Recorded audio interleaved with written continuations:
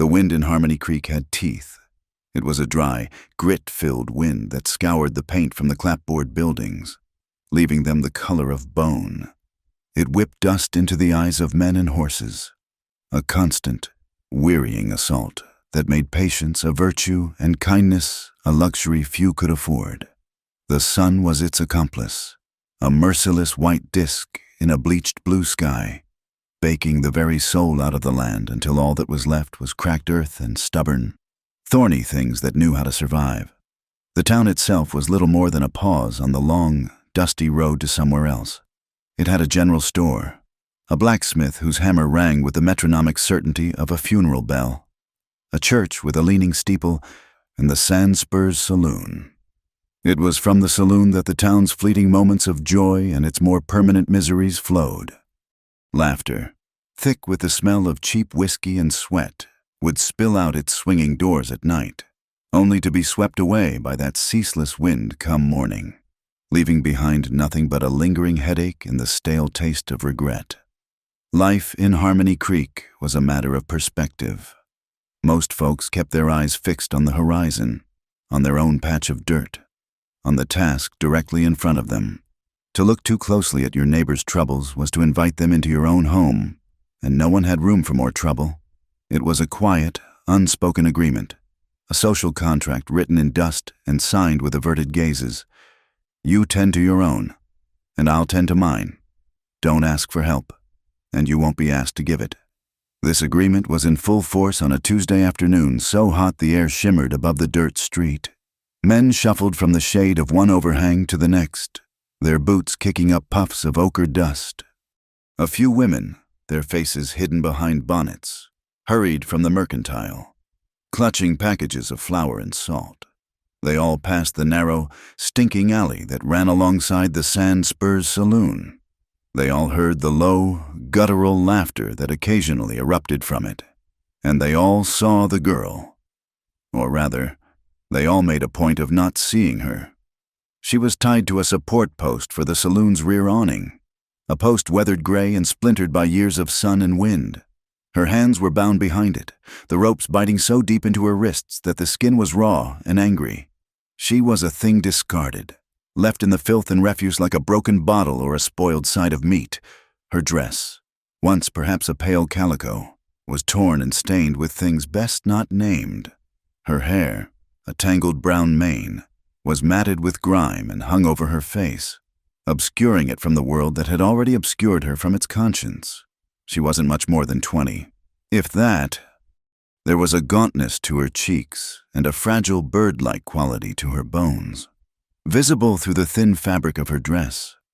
One side of her face was a canvas of fading bruises, a dull, mottled purple that spoke of a violence that was not recent, but routine.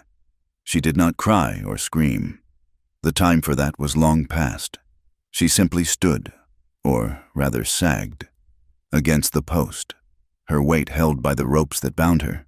Her breathing was shallow, a faint rhythm in the oppressive silence of the alley. The only sound she made was the occasional, involuntary flinch when a shadow fell across her, or when the buzz of the fat green flies circling a nearby pile of garbage grew too loud. The town saw? Of course, they saw Mrs. Gable on her way back from the mercantile, saw her from the corner of her eye. She clutched her basket tighter, her knuckles turning white, and quickened her pace, her mind already composing a list of chores to distract her from the image seared into it. 2 cattle hands, lean and sun-darkened, swaggered out of the saloon's front door, laughing at some crude joke. They glanced down the alley. Their laughter faltered for a half-second, and then they resumed, walking in the opposite direction. It was not their business. Blacksmith Tom, a man whose arms were as thick as tree limbs, paused in his work, the silence of his anvil more noticeable than its usual clang. He looked toward the alley, his face a mask of grim resignation, and then turned back to his forge, the hammer falling with a renewed, angry force, as if he were trying to beat the image out of his own mind. The girl was a ghost in broad daylight, a testament to the town's collective blindness. She was the property of a card sharp named Silas Croft, A man with oily hair and a smile that never reached his cold, flat eyes. He had won her in a poker game a month back, or so the story went. Won her from another man just as feckless, who had likely bought her off some desperate family heading west with more children than food. She was a commodity, a piece of chattel, and Croft had lost his temper with her that morning after a losing streak at the faro table, so he'd tied her out back, to teach her a lesson, to remind her what she was. The whole town knew, and the whole town did nothing. Into this conspiracy of silence rumbled a rickety buckboard wagon, pulled by a single, tired-looking mule, whose ribs showed faintly beneath its dusty hide. The man holding the reins was as weathered and spare as his transportation. His name was Harlan Vitch. He was a rancher from the dry hills east of town, a man whose land was mostly rock and scrub, and whose cattle were always a little too thin. He was gaunt, his face a roadmap of hard years etched by sun and worry. His eyes, a pale, washed-out blue, were accustomed to scanning vast, empty distances, looking for signs of rain that rarely came or threats that always did. He did not come to town often, only when supplies ran so low that there was no other choice. His wagon was loaded with empty sacks, a broken pump handle, and a list of necessities written in his late wife's careful script on a piece of foolscap he kept folded in his breast pocket. He drove with a quiet economy of motion, his hands resting lightly on the reins, his posture slumped with a weariness that went deeper than muscle. He pulled the wagon to a halt in front of the general store, the mule sighing as if it had just completed a monumental journey. Harlan sat for a long moment, gathering the will to move. He was not a man for towns. He disliked the noise, the press of people, the way conversation stopped when he entered a room. He was a creature of silence and solitude, more comfortable with the company of his lean cattle than with the hearty, false greetings of the townsfolk. As he finally swung his long legs over the side of the wagon, his boots hitting the ground with a soft thud, his gaze drifted. It was an unconscious habit, the rancher's constant scan of his surroundings. His eyes passed over the storefronts, the horses tied to the hitching posts, the shimmer of heat rising from the street, and then they found the alley. He stopped. Unlike the others, he did not immediately look away. His pale eyes narrowed, focusing on the shape in the shadows. He saw the slumped figure, the tangled hair, the unnatural angle of her arms. He wasn't close enough to see the raw skin or the bruises, but he saw enough. He saw a human being tied like an animal. The town seemed to hold its breath. From inside the store, Mr. Henderson, the proprietor, watched Harlan through the grimy front window. The two cattle hands, now loitering in the shade across the street, stopped their whittling and watched him. Even the wind seemed to pause, the dust settling for a moment. Harlan Vitch stood there for what felt like an eternity, a solitary, unmoving figure in the oppressive heat. His face was unreadable. There was no flash of outrage, no righteous indignation. There was only a profound, bottomless stillness. He looked from the girl in the alley to the closed doors of the saloon, then to the faces of the men across the street who were now pointedly looking at their boots. He saw it all, the casual cruelty, the deliberate ignorance, the silent, cowardly agreement. He had buried his wife, Clara, on a hill overlooking their small, struggling ranch 2 years prior.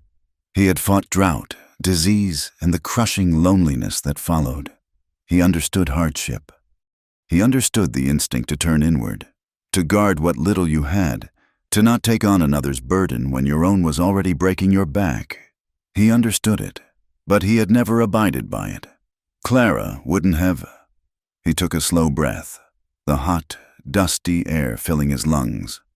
It tasted of failure, not his own, but the town's. He turned his head and looked directly at the girl again. He couldn't see her face, hidden as it was by the curtain of her hair, but he could feel the weight of her existence. It was a weight the entire town had decided to shrug off. Slowly, deliberately, Harlan Vitch began to walk. He didn't walk toward the general store and his list of supplies. He walked past his wagon, his worn-out boots leaving faint prints in the thick dust. He walked toward the swinging doors of the Sand Spurs saloon, his shadow stretching long and thin behind him. The town watched him go, a knot of unease tightening in its collective gut. The quiet man, the forgotten rancher from the Badlands, had decided to stop. And in a town built on the foundation of looking the other way, that was the most dangerous thing a man could do. The swinging doors of the Sand Spurs saloon sighed shut behind Harlan Veitch, swallowing the harsh white light of the afternoon and plunging him into a world of amber gloom. The air was thick and heavy, a cocktail of stale whiskey, sweat, and the cloying sweetness of cheap tobacco. For a moment, Harlan stood just inside the doorway, his eyes adjusting to the dimness. He was a stark silhouette against the bright street, and his presence, though silent, was as jarring as a sudden shout. The low murmur of conversation in the room faltered, and the clink of a glass being set on the bar sounded unnaturally loud. Heads turned. The faces that looked his way were a collection of the town's idle and weary a few prospectors nursing beers. Their dreams long since panned out. A handful of ranch hands waiting for the sun to lose its bite before heading back to the bunkhouse, and at a corner table, a trio of men playing a desultory game of five-card stud. Harlan's gaze swept over them, his pale blue eyes missing nothing. He wasn't looking for a fight or a friend. He was looking for one man. His eyes found him at the far end of the bar. Silas Croft was leaning against the polished wood, a half-empty bottle of rye at his elbow.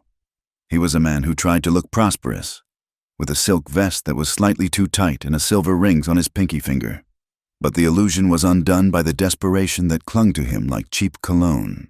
His dark hair was slick with pomade, and a thin, sneering smile was fixed on his face as he spoke to the bartender, a large, impassive man named Gus.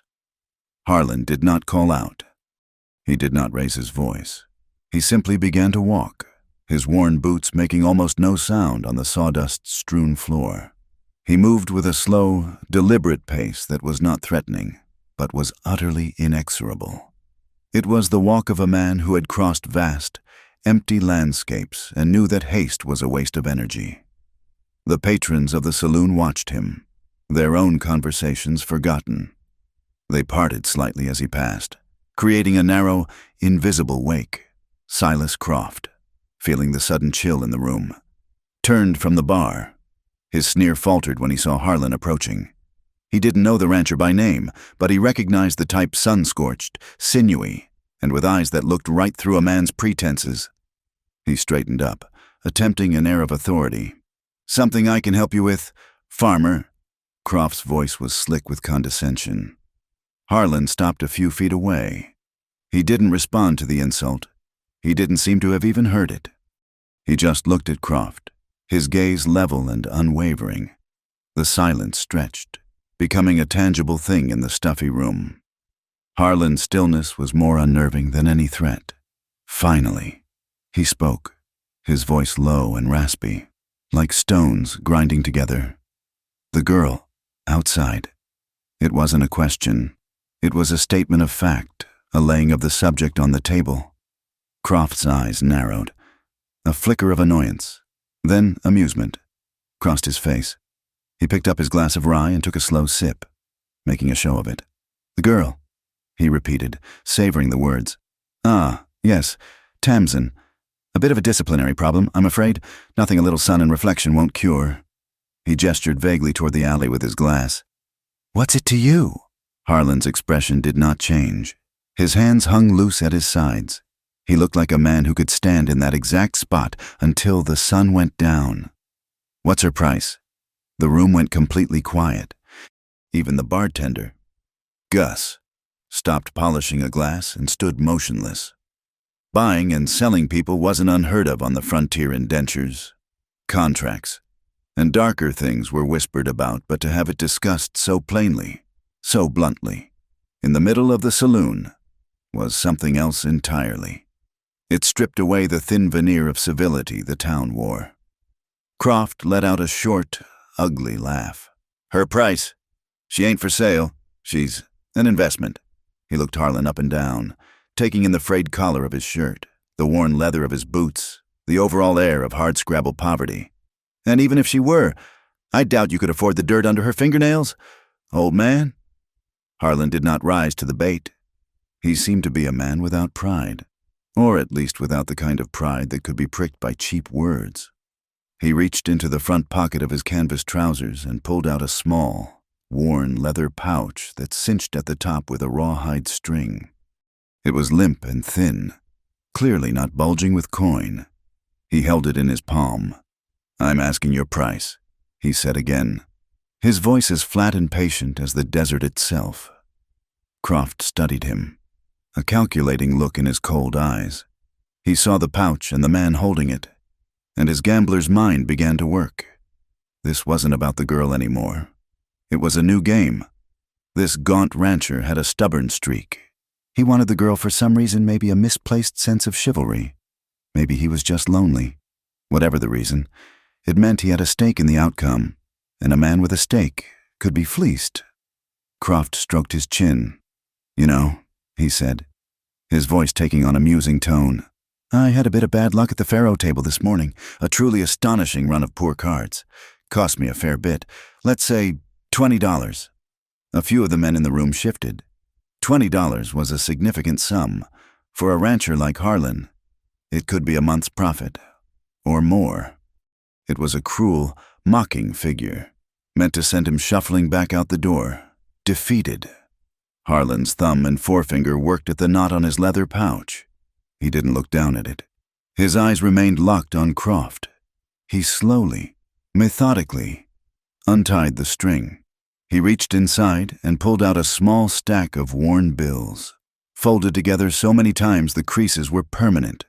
He licked his thumb and began to count them onto the scarred surface of the bar. 1, 2, 3.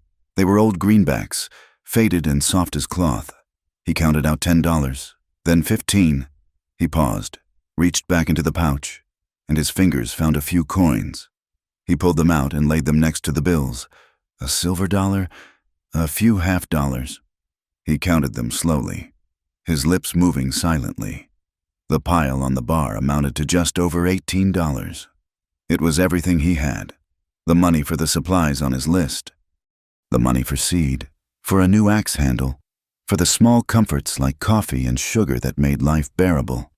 It was all there, exposed under the dim saloon lights. Croft watched, his sneer returning in full force. "Close," he said with a chuckle. "But close don't buy you a drink in this town, let alone anything else." Harlan finished his count. He looked at the paltry sum on the bar, then back at Croft. For the first time, a shadow of something passed over his face. It wasn't defeat.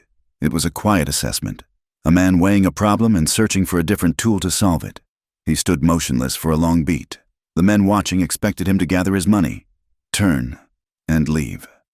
Instead, Harlan turned his head slightly and looked at Gus, the bartender. "A man loses $20 at faro," Harlan said, his voice still low, but carrying across the silent room. "What's the house take, Gus?" Who had remained a stone statue behind the bar, blinked. He glanced nervously at Croft. "Depends," he mumbled. 10%, maybe." Harlan's gaze returned to Croft. "So you lost $18. The house got 2. He nudged the pile of money on the bar with a calloused finger. "This covers your loss?" Croft's face darkened. "That's not how it works. I said 20, and the price is 20. Now take your dusty money and get out of my sight." Harlan didn't move. He didn't pick up his money. He simply stood there, a silent, immovable object. His presence was a quiet accusation, and Croft was beginning to feel the weight of it. The other men in the saloon were no longer just watching. They were judging. "I can't do 20, Harlan said. It was a simple admission of fact, stated without shame or apology. He paused, then added, "But my wagon's outside, and the mule that pulls it, they're worth more than 20. A gasp went through the room. A man's wagon and his mule were his lifeblood.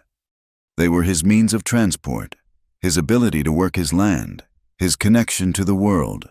To offer them up was to offer up everything but the shirt on his back. Croft was stunned into silence. He stared at Harlan, trying to understand the man. This was no longer a game. This was something else, something he didn't have the measure of. He looked at the hard, lean rancher, at the unwavering eyes, and he saw a man who was not bluffing. He saw a man who would walk out of town with nothing but the girl and not look back. And for some reason, that unnerved him more than any threat. The idea of winning was suddenly less appealing than the idea of being rid of this strange, quiet man. He let out a shaky breath. "Keep your damn mule," he snapped, his voice suddenly shrill. He swept the $18 and change off the bar and into his pocket. The gesture was meant to be dismissive, but it looked frantic. "Take her. She's more trouble than she's worth anyway. Just get her out of my sight." Harlan Vitch gave a single, almost imperceptible nod. He offered no word of thanks, no sign of triumph. The transaction was complete. He turned, his back straight, and walked out of the saloon as quietly as he had entered. The swinging doors sighed shut behind him, and the men inside slowly began to breathe again, looking at each other with a mixture of confusion and a strange, grudging respect for the man who had just left. Outside, the sun was just as brutal, the wind just as sharp. Harlan did not go directly to the alley. Instead, he walked to the general store, his list in his late wife's hand now useless. With the few coins he had held back, he bought a small sack of flour, a slab of bacon, and a loaf of bread. It was a fraction of what he needed, but it was what he could afford. He carried the meager supplies to his wagon and loaded them. Then, and only then, did he turn and walk toward the stinking, refuse-filled alley. He found her just as he had left her, a slumped, forgotten shape. As he approached, she flinched, pulling against the ropes, a small, terrified sound catching in her throat. She expected a blow, another round of the casual cruelty that defined her existence. Harlan stopped in front of her. He did not speak. He did not try to offer comfort. He simply reached into his pocket and took out a small, sharp pocket knife. The blade clicked open, the sound loud in the alley's silence. The girl squeezed her eyes shut, bracing for the cut, but the blade did not touch her skin. She felt a sudden release of tension as the knife sawed through the thick rope, binding her wrists to the post. The first rope parted, then the second. Her arms, numb and useless, fell to her sides. She staggered, her legs threatening to buckle, and leaned heavily against the post for support. Slowly, shakily, she lifted her head. Through the matted curtain of her hair, she looked up at the gaunt, sun-weathered man standing before her. His face was a mask of dust and weariness, his pale eyes holding no pity, no kindness, no judgment. They just held a quiet, steady resolve. He folded his knife and slipped it back into his pocket. He had done what he came to do. It was not an act of heroism. It was not born of high-minded morality. It was simpler than that. He had seen something that was not right, and he had made it right with the only means he had. He had seen a fellow creature in a trap, and he had opened the latch. He had done it because to turn his back, to get in his wagon and ride away, was a choice he could not make. To walk away would have been to leave a part of himself tied to that post, and Harlan Vitch was a man who, if nothing else, intended to remain whole. He turned without a word and walked back to the buckboard, his posture unchanged, his pace steady. He left her standing in the alley, her freed hands hanging numb and useless at her sides. She watched his retreating back, a column of weary resilience against the brutal sun. For a moment, she remained frozen, a creature caught between a familiar, terrible past and a future so unknown it was a blank, white page. The stench of the alley, the buzzing of the flies, this, she knew. The quiet man and his tired mule were a terrifying mystery, but the pain in her chafed wrists was a potent reminder that the known world was no longer an option. Taking a shaky breath, she took a step, then another. Her legs were stiff, her muscles screaming in protest. Each movement was a negotiation with pain. The town watched her slow, hobbling journey from the alley to the wagon. No one offered help. No one spoke. They were merely spectators to the final scene of a drama they had pretended not to notice. Her progress was agonizingly slow, but she did not stop. She kept her eyes fixed on the back of the wagon, the only landmark in her new, unmapped world. Harlan reached the buckboard and climbed into the driver's seat. He didn't look back to see if she was following. He gathered the reins, his movements economical and practiced. He seemed prepared to wait until sundown or to leave immediately. It was impossible to tell. She finally reached the wagon, her breath coming in ragged gasps. She looked up at the weathered wooden seat, then at the man who sat upon it, his face impassive, his gaze fixed on the dusty road ahead. He made no move to help her. The silence was absolute, broken only by the creak of the leather harnesses and the impatient stomp of the mule's hoof. With a surge of desperate strength, she grabbed the side of the wagon, hauled her battered body up, and collapsed onto the seat beside him. Harlan clicked his tongue, and the mule, with a long, suffering sigh, began to plod forward. The buckboard lurched, and the journey home began. The town of Harmony Creek receded behind them, its clapboard buildings shrinking until they were just gray smudges against the vast, indifferent canvas of the desert. The landscape that opened up before them was one of harsh, minimalist beauty. The road was a pair of faint ruts carved into the baked earth, winding through sparse vegetation of creosote bushes and skeletal ocotillo. In the distance, flat-topped mesas rose like ancient, forgotten altars, their sides streaked with millennia of rust-colored rain. The sun beat down, a physical weight upon their shoulders. The world was bleached of color, reduced to shades of brown, gray, and the searing white of the sky. The only sound was the rhythmic squeak and groan of the wagon's axles, a monotonous complaint against the silence. It was a sound that measured out the slow passage of time and the vastness of the space they were crossing. A hawk circled on a thermal high above, a lonely speck of life in the immense emptiness. The landscape was the only true witness, its stony face having seen countless such journeys, its memory long and unforgiving. Harlan said nothing. He drove with his eyes half closed against the glare, his hands resting lightly on the reins.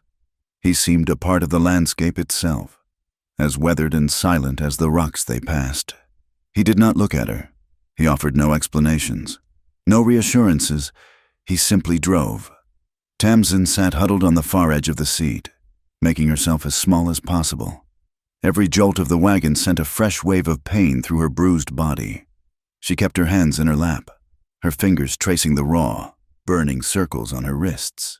She was a tightly coiled spring of fear. This man had bought her, that's what the money on the bar had meant. He had paid for her as one pays for a sack of flour or a new shovel, and she knew what it meant to be owned. She knew the sudden rages, the casual cruelties, the expectation of submission. She waited for the other shoe to drop, for his silence to break into a command or a curse. Hours passed. The sun crawled across the sky, a relentless tormentor. The heat was a tangible thing, rising in shimmering waves from the ground. The world seemed to be holding its breath. The silence in the wagon grew, expanding until it was more powerful than any sound. It was a silence filled with her unspoken fear and his unreadable stillness. Finally, she could bear it no longer. The question had been circling in her mind, a vulture of dread, and she had to let it out before it consumed her. She had to know what kind of cage she had been moved to. She turned her head slightly, her gaze on his dusty profile. Her voice, when it came, was a dry, cracking whisper, hoarse from disuse and fear. "Are you going to sell me?" The question hung in the hot, still air between them. The creak of the wagon axles seemed to stop, the world pausing to listen. Harlan did not turn his head. His eyes remained on the road ahead, on the shimmering horizon. His reply came without hesitation, a single, flat word that dropped into the silence like a stone into a deep well. No, that was all. No elaboration, no qualification, just the simple, unadorned negative. Tamsin stared at him, waiting for more, but nothing came. She turned her gaze back to her hands, to the raw marks on her wrists. The word echoed in her mind. No, it was not a promise of kindness.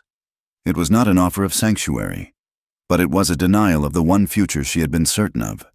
It was a single, solid point in a world that had been nothing but shifting, treacherous ground.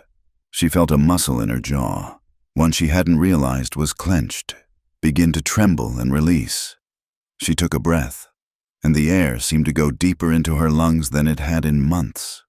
The journey continued. The sun began its slow descent, and the character of the landscape began to change. The harsh whites and browns softened into gold and orange. The shadows of the mesas stretched long, dark fingers across the desert floor. The air grew cooler, the wind that stirred now a gentle caress instead of a scouring blast. The world seemed to exhale, to release the tension of the day. The silence between them changed as well. It was still vast, but it was no longer heavy with her fear. It was becoming an empty space, a quiet, shared between two solitary beings.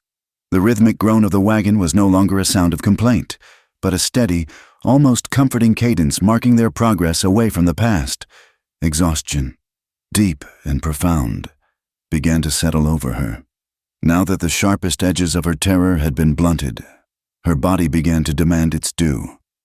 Her head grew heavy, her eyelids drooping, but she fought against it.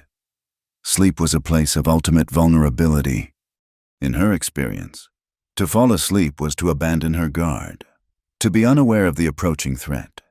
It was an infraction, a sign of laziness or disrespect, and it was always punished. The thought of what this quiet, unreadable man might do if he found her sleeping sent a fresh tremor of fear through her. She forced her eyes open, digging her fingernails into her palms to stay awake. But the exhaustion was a tide, pulling her under. She could feel herself slipping, her consciousness fraying at the edges. The fear of punishment warred with the body's desperate need for rest. At last, unable to reconcile the two, she spoke again, her voice even smaller than before, barely a whisper carried on the evening breeze. Will you hit me if I fall asleep?" The question was an intimate confession of the horrors she had endured.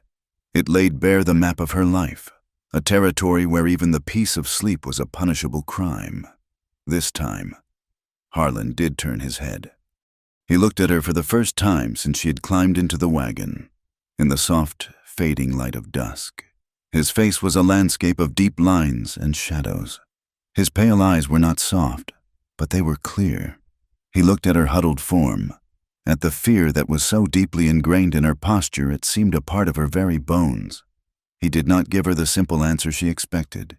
He did not say, "I won't hit you," a promise that, in her world, was easily made and just as easily broken. Instead, he looked past her, toward the distant, darkening horizon where the first star was beginning to prick the deep indigo of the sky. He thought for a moment, not of her question, but of its foundation, of the world that had taught her to ask it. When he finally answered, his voice was as quiet and steady as the coming night. "There are no locks at my house." The words were strange, unexpected. They didn't seem to be a direct answer. Tamsin stared at him, confused. No locks. She thought of the bolted doors, the barred windows, the chains and ropes that had been the architecture of her life.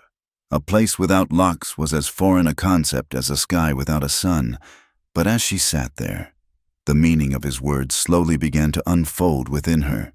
He wasn't just talking about doors and keys. A lock was for keeping things in, for holding property, for securing a possession. A house without locks was not a prison. It was just a house, a shelter, a place one could enter, and a place one could leave. He was not offering her a guarantee of safety from his own hand. He was offering her something far more profound. He was telling her she was not his prisoner. A single tear, hot and surprising, escaped her eye and traced a clean path through the grime on her cheek. It was not a tear of sadness or of joy. It was a tear of sheer, unutterable relief. The tide of exhaustion finally won. Her head lolled to the side, and for the first time in more than a year, Tamsin Bell closed her eyes and fell asleep without fear. She awoke to the absence of motion. The rhythmic, grinding complaint of the wagon axle had ceased, replaced by a profound and enveloping silence. For a confused moment, she thought she was back in the alley, the stillness signaling the departure of her tormentor. A brief respite before his return, but the air was different. It was cool and clean, carrying the scent of dust and dry grass, not the foul stench of refuse. She slowly opened her eyes. The sky above was a deep, star-dusted purple, and the world was bathed in the soft, ethereal light of dusk. The buckboard was still. Beside her, Harlan was gone. She sat up with a start, her heart hammering against her ribs, her eyes darting into the shadows. She saw him by the mule's head, unbuckling the harness with slow, methodical movements. He worked with a quiet focus, his attention entirely on the animal. He murmured something low and soothing to the mule, his voice a gravelly rumble that was absorbed by the vast, quiet landscape. He had not abandoned her, but he was not attending to her, either. His priority was the beast that had brought them here. In that simple, practical act, there was a strange sort of reassurance. She looked around. They were in a small, hard-won clearing, carved out of a landscape of rock and scrub. A modest cabin, built of dark, weathered logs, stood against the backdrop of a low hill. It looked less like a house and more like a natural outgrowth of the land, as patient and enduring as the stone around it. Next to it was a small barn, its wood bleached to a silver gray, and a corral made of rough-hewn posts. There was no fence around the property, no gate to mark its entrance. It was a place defined not by what it kept out, but by what it held within its small circle of human effort. Harlan finished with the mule, giving its neck a final, rough pat before leading it toward a trough near the barn. He still hadn't looked at her or spoken a word to her. He moved as if he were alone, following the ingrained pathways of his daily chores. Tamsin remained on the wagon, a silent observer. She felt like a ghost, an appendage to a life she did not understand. She didn't know the rules here. She didn't know if she should get down, or if she should wait to be told. In her world, every action was prescribed, and a misstep earned a swift and certain punishment. After settling the mule, he walked toward the cabin. He paused at the door, a simple plank of wood with a leather pull strap, and finally looked back at her. He did not beckon. He did not command. He simply held her gaze for a moment, then pushed the door open and disappeared inside. The invitation was unspoken, but clear. With her muscles aching, she carefully climbed down from the buckboard. Her feet touched the solid ground, and she felt a tremor of uncertainty. She was standing in the open, under an endless sky, before a house with an open door. She was not bound by any rope, but a lifetime of invisible chains held her rooted to the spot. Taking a deep, shaky breath, she forced herself to walk toward that dark, open doorway. The first thing that met her was the warmth. It was a dry, gentle heat that radiated from a large stone hearth at the far end of the single room. A low fire of mesquite logs glowed with a core of orange and red embers, pulsing softly in the gloom. The warmth seemed to soak into her skin, chasing away the chill of the desert evening and a deeper, more permanent chill that lived in her bones. The next thing was the smell. It was the scent of wood smoke, of old, dry timber, of dust, and of something else, the faint, lingering aroma of coffee. It was a simple, honest smell, the smell of a place where a man lived alone. It was the antithesis of the saloon's cloying blend of cheap perfume, stale beer, and aggression. The cabin was larger inside than it appeared. The single room was sparsely furnished but orderly. A sturdy, hand-built table and 2 chairs stood in the center. A narrow bed, covered with a thick wool blanket, was tucked into one corner. Shelves holding a few tins, a sack of flour, and a handful of chipped plates and cups lined one wall. An iron pot hung from a hook in the hearth. Everything was worn, well used, and clean. It was a space stripped down to the bare essentials of survival, a testament to a life of hard work and solitude. And as Harlan had said, there were no locks. The door had only a simple wooden bar on the inside, which now rested in its open bracket. Harlan was at the hearth, adding a log to the fire. He moved with the same unhurried efficiency as before. He did not acknowledge her presence, But his lack of attention was a form of grace, allowing her to acclimate to this strange new space without the pressure of being watched. He took down the iron pot, filled it with water from a bucket, and set it on the hook to warm. He then took the slab of bacon and the loaf of bread he'd bought in town and placed them on the table. He took a knife from a sheath on his belt and began to slice the bacon, the blade making a soft, rhythmic sound against the wooden board. He worked in the flickering firelight, his craggy face a mask of concentration. Tamsin stood by the door, unsure of what to do, where to stand, how to be. She was a foreign object in this quiet, self-contained world. When he had a small pile of bacon slices, he placed them in a heavy skillet and set it on the embers. A moment later, the cabin filled with the sharp, savory sizzle of frying meat. The smell was so rich, so real, it made her stomach clench with a painful, hollow ache. He cooked the bacon, then set it aside on a plate. He sliced thick wedges of the bread and placed them on the table next to the bacon. He filled 2 tin cups with water from the bucket. He pulled out one of the chairs for himself and then looked at the other, a silent gesture for her to sit. Hesitantly, she moved toward the table and lowered herself onto the hard wooden chair. It felt solid and real beneath her. He pushed the plate of bacon and bread toward the center of the table and then began to eat his own portion, his movements slow and deliberate. She stared at the food. It was the simplest of meals, but to her it was a feast. For what felt like an eternity, she had eaten scraps, leftovers, whatever was thrown her way, and always under a watchful, hostile eye. Food was a privilege that could be withheld, a tool of control. To have it placed before her, without condition, was so foreign it felt like a trap.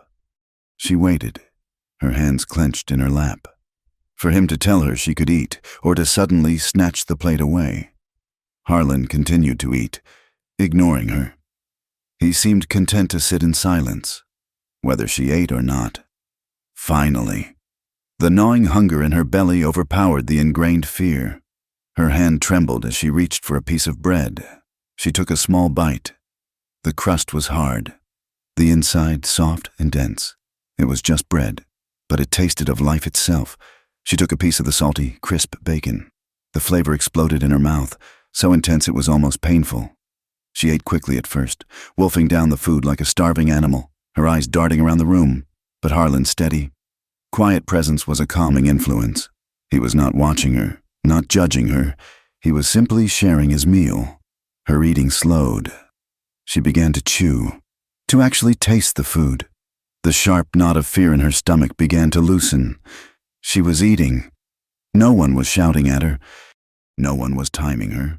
No one was threatening to take it away. For the first time she could remember, she was eating a meal in peace.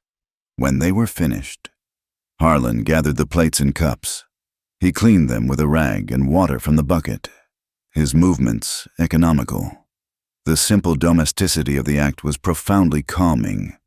This was a place of routine, of order. He then stoked the fire until it was burning brightly again and set the pot of water back over the flames. When the water was steaming, he poured some into a tin basin. He set the basin on a small, low stool near the hearth. Next to it, he placed a small, rough piece of lye soap and a clean, though faded, piece of toweling. Finally, he went to a wooden chest at the foot of his bed, opened it, and took out a plain, homespun cotton shirt. It was a man's shirt, worn soft with countless washings. He laid it next to the basin. Then he turned, picked up a lantern, and walked to the door. "The barn needs seeing to," he said, the first words he had spoken to her in hours. He stepped outside, pulling the door closed behind him, leaving her alone in the warm, firelit cabin. She stared at the basin of steaming water, at the soap and the clean cloth and the shirt. It was an offering of staggering generosity. He had given her not just privacy, but the means to reclaim a small piece of herself. Slowly, she approached the basin. She dipped her hands into the warm water, hissing at the sting on her raw wrists. But the warmth was a soothing balm. She washed her hands, her face, her neck, scrubbing away the layers of grime and humiliation. The water quickly turned gray. She watched the dirt swirl away, and it felt as if she were washing away weeks, months of her life. The coarse soap smelled clean and harsh, the scent of a new beginning. She put on the shirt.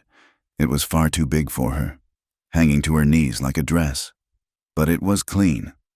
The soft, worn cotton was a comfort against her skin. It smelled faintly of wood smoke in the dry desert air. It smelled of him.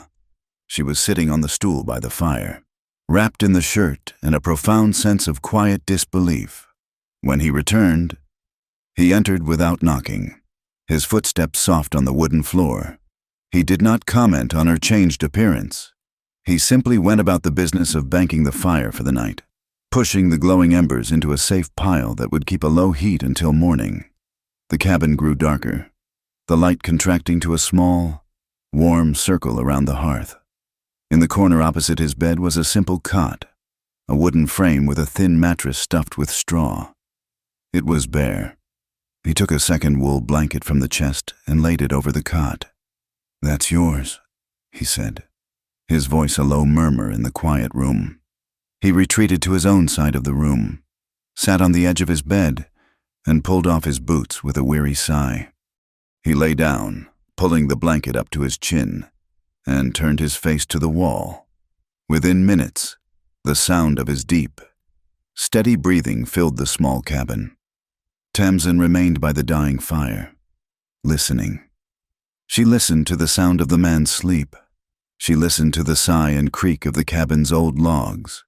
She listened to the wind, a lonely, keening sound as it swept around the corners of the house. But it was outside. She was inside, where it was warm and still. Finally, she moved to the cot and lay down, pulling the rough, clean blanket over herself. She lay on her back, staring up into the impenetrable darkness. She waited for the nightmares to come. They were her constant companions in sleep, a nightly replay of shouting faces, of grasping hands, of pain and fear that would leave her waking with a scream caught in her throat. She waited. But tonight, they did not come. The steady sound of Harlan's breathing was an anchor in the darkness. The memory of his simple, unspoken decencies, the food, the water, the privacy. The unlocked door was a shield. The fear, for the first time, had nothing to feed on. There were no locked doors to haunt her, no impending footsteps to dread.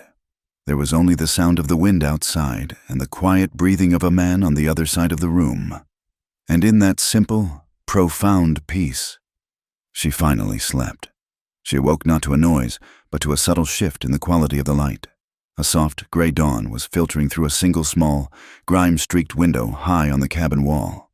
For a long moment, she lay perfectly still, trying to place the unfamiliar feeling that filled her. It was a feeling of profound quiet, both inside and out. There was no lingering echo of a scream in her ears, no phantom ache of fear in her chest. It was peace. She sat up. The cabin was empty. Harlan's bed was empty, the blanket folded neatly at its foot. The fire in the hearth had been stoked, and a small kettle was hissing softly on the hook above the embers. The door to the cabin stood slightly ajar, letting in a sliver of the crisp morning air. She was alone, but she did not feel abandoned. She felt safe. She rose from the cot, the big shirt brushing against her knees, and walked to the open door. Drawn by the light, she stood on the threshold, a solitary figure in a borrowed shirt, and looked out at the world. The sun was just beginning to rise, painting the eastern sky in shades of pale rose and gold. The desert was waking up, silent and vast and beautiful, and she was waking with it. The days that followed fell into a rhythm as quiet and steady as the rising and setting of the sun. It was a life measured not in conversation, but in shared space and silent, parallel tasks, language. For Tamsin was a landscape littered with traps and tripwires, a currency she had learned was most often used for deception and coercion. So she remained silent. But in that silence, she began to move. Her movements, at first, were as timid as a desert mouse venturing from its burrow, small and uncertain. But they were the movements of a person reclaiming the territory of her own body, of her own will. It began with the broom. On the second morning, after waking once again to the profound peace of a dreamless sleep, she found a rough handmade broom propped in a corner of the cabin. Harlan was already outside, the distant, rhythmic thud of his axe echoing in the crisp morning air. The cabin floor was hard-packed earth, swept clean but always subject to the fine, persistent dust of the desert. She picked up the broom. It felt unfamiliar in her hands, a tool for a purpose she had almost forgotten. She began to sweep. The bristles scraped against the floor with a dry, whispering sound. She worked slowly, methodically. Her entire focus narrowed to the small patterns she made in the dust, to the satisfying act of gathering the chaos of the day before into a neat pile. It was a simple, mindless task, and in its mindlessness, she found a strange sort of peace. She was not being told to do it. She was not doing it to earn a meal or avoid a blow. She was doing it simply because the floor was dusty and the broom was there. It was her first act of free will in a very long time. When Harlan returned for his midday meal, he paused at the doorway. His gaze swept over the swept floor, the neat pile of dust by the hearth, and then to her, where she sat quietly on her cot. He said nothing. There was no word of praise, no flicker of surprise. He simply gave a slow, almost imperceptible nod, as if acknowledging a change in the weather, and then proceeded to the hearth to make coffee. His lack of reaction was a gift. It meant her actions were not a performance to be judged. They were simply a part of the day, woven into the fabric of their shared, quiet existence. From that small beginning, other actions followed. She began to care for the small space as if it were a fragile, living thing. Each morning, she would fold the wool blanket on her cot, smoothing the rough fabric with her palms. After their simple meals, she would take the tin plates and cups to the basin and wash them, her movements becoming more confident, less hesitant. She learned the small routines of the cabin where the water bucket was kept, how to bank the fire at night, the specific creak of the third floorboard. These small, domestic acts were a form of prayer, a way of grounding herself in the solid reality of the here and now. She was learning the grammar of a home. Harlan remained a figure of respectful distance. He would leave before dawn and return at dusk, his face etched with the weariness of a long day's labor. He never asked about her past. He never asked her name. He seemed to understand that she was a creature who had been wounded by words, and so he offered her the healing balm of their absence. Their communication was a language of gesture. A nod toward the coffee pot was an offer to share. The placement of a log on the fire was a statement about the coming night's chill. The sharing of food was their most consistent and profound form of dialogue. He would divide the bacon, the bread, the beans, placing her portion before her without ceremony. It was a daily affirmation. You are here. You have a right to be nourished. You have a right to take up space. One sweltering afternoon, he returned earlier than usual. The sun was still high, and the heat was a physical presence, pressing down on the small cabin. He carried with him 3 peaches, a rare and precious bounty in this arid land. They were small and faintly bruised, but their skin was a beautiful, blushing mix of yellow and rose, and they smelled of sunshine. He must have had a single, stubborn tree somewhere on his property, a tree he tended with the same quiet persistence he applied to everything else. He set them on the table. He took one for himself and pushed the other 2 toward her. Tamsin stared at them. They were objects of impossible beauty, a splash of vibrant color in a world of browns and grays. She could not remember the last time she had seen fresh fruit, let alone been offered it. It was a pleasure so simple, so pure, it felt dangerous. She picked one up. The skin was soft and fuzzy beneath her fingertips. She raised it to her face and inhaled its sweet, warm fragrance. Harlan watched her, his own peach forgotten in his hand. He watched as she took the first bite. The skin broke, and the sweet, warm juice flooded her mouth. It was a taste of such overwhelming, uncomplicated goodness that it brought tears to her eyes. She closed her eyes and savored it, the juice running down her chin. In that moment, she was not a victim, not a survivor, not a piece of property. She was just a woman, eating a peach on a hot afternoon, It was a moment of grace, a reminder that the world still contained things that were soft and sweet and good. The true shift, the moment the ground beneath her feet was irrevocably altered, came a few days later. The evening was quiet, the only sound the chirping of crickets outside the cabin door. Harlan had finished his meal and was cleaning his knife by the firelight. He worked with a slow, meticulous focus, as if the small piece of steel was an object of great importance.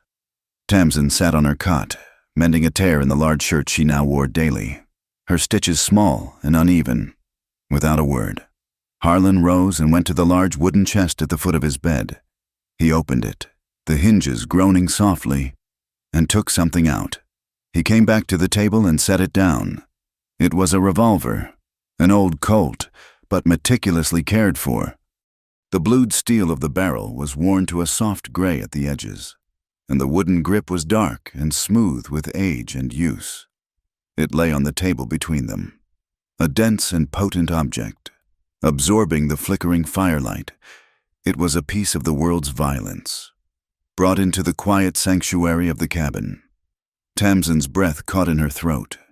She stared at it, her mending forgotten in her lap. Harlan sat down. He did not look at her. He looked at the gun. "Every living thing in this desert has a way to defend itself," he said, his voice a low rumble. "The snake has its fangs. The cactus has its thorns. A person needs to have something more." He picked up the revolver. He handled it with a familiarity that spoke of long acquaintance. It was not a weapon of aggression in his hands. It was a tool, like his axe or his knife. He broke it open, showing her the empty chambers of the cylinder. "It's not a toy," he said, his gaze still on the gun. "You don't point it at anything you don't mean to destroy. You respect it, and you fear it. Just enough." He looked up and met her eyes. "You need to learn how to hold it." He held it out to her. "Grip first." She shrank back, shaking her head. A small, involuntary movement. The thought of touching it, of holding that much power in her hand, was terrifying. It was the tool of men like Croft, a symbol of the brute force that had governed her life. "Take it," he said, his voice patient but firm. He did not move. He simply waited. The gun held steady between them. Slowly, her hand trembling, she reached out. Her fingers brushed against the worn wood of the grip. It was cool and smooth. She wrapped her hand around it. The weight of it shocked her. It was so much heavier than she had imagined. A solid, dense reality in her palm. It felt cold and dead. "No," he said softly. "Like this." He reached out and adjusted her grip, his calloused, dry fingers briefly covering hers. His touch was impersonal, the touch of a teacher correcting a student. He positioned her index finger so it lay straight along the side of the frame, not on the trigger. "Your finger don't go there unless you're ready for the world to change." He stood and walked to the open doorway, motioning for her to follow. She rose, the gun heavy in her hand, and followed him out into the moonlit night. The desert was awash in a pale, silvery light. He pointed to a large, flat-sided rock about 20 paces away. "That's your target," he said. He showed her how to stand, how to raise the weapon with both hands to steady it, how to line up the sights with the target. He spoke in low, practical tones, his words stripped of all emotion. He was teaching her a skill, a grim and necessary piece of knowledge for survival in this place. He was not teaching her to be like the men she feared. He was teaching her how to stop them. He stepped back. "All right," he said. "Now." She stood there, the gun raised, her arms trembling from the weight and the strain. The rock was a pale shape in the moonlight. She lined up the sights as he had shown her. Her finger, still straight, lay alongside the trigger guard. She could feel her heart pounding, a frantic drum against the vast, silent night. She thought of Silas Croft's sneering face, of the raw burn of the ropes on her wrists, of the laughter in the alley. And then she thought of the peace of the last few days, of the taste of the peach, of the warmth of the fire, of the quiet, unassuming dignity of the man who stood behind her. She was not just defending herself against a memory. She was defending a future, a fragile, nascent thing that had begun to grow in this quiet, lonely place. She took a deep breath, the cool night air steadying her. She moved her finger from the side of the frame and placed it on the trigger. The cold, curved metal was a final, terrible reality. She held her breath, and for a moment, the entire desert seemed to hold its breath with her. She was not that girl in the alley anymore. She was a woman holding a gun, and she was learning how to live. The revolver remained a silent presence in the cabin. After that first night, Harlan had shown her how to unload it, clean it, and load it again. His instructions always practical and calm. Then he had placed it on a high shelf, within her reach but out of the way of daily life. Its existence was a quiet, constant acknowledgement of the world that lay beyond the small circle of the ranch. But its power was now a known quantity, a tool she understood rather than a terror she feared. The knowledge of it, the memory of its weight in her hands, had settled something deep inside her.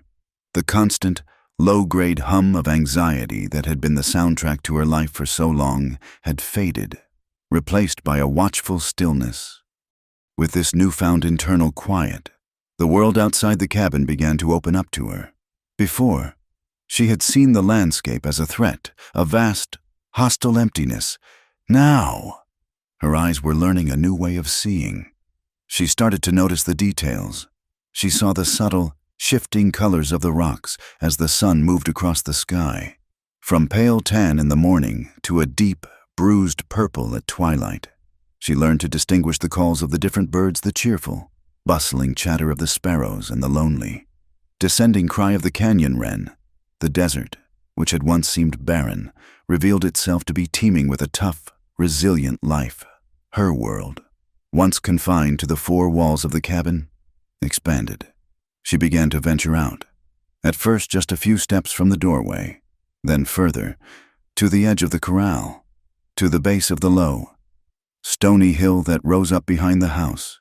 She moved with a quiet curiosity, her senses attuned to this new environment. She was no longer just a refugee hiding from the world. She was becoming an inhabitant of it. She had noticed that sometimes, in the last moments of daylight, Harlan would walk away from the cabin, not toward the barn or the corral, but toward that same low hill.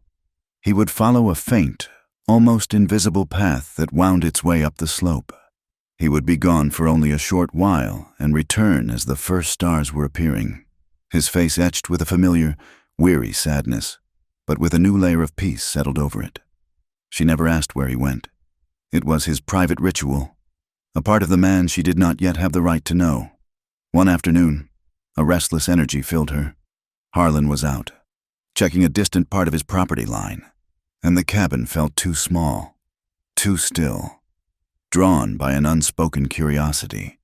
She found the beginning of the faint path and began to follow it.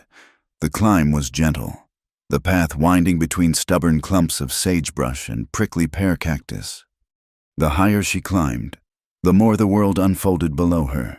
She could see the entire ranch laid out like a map, the sturdy cabin, the silver-gray barn, the small, tidy corral.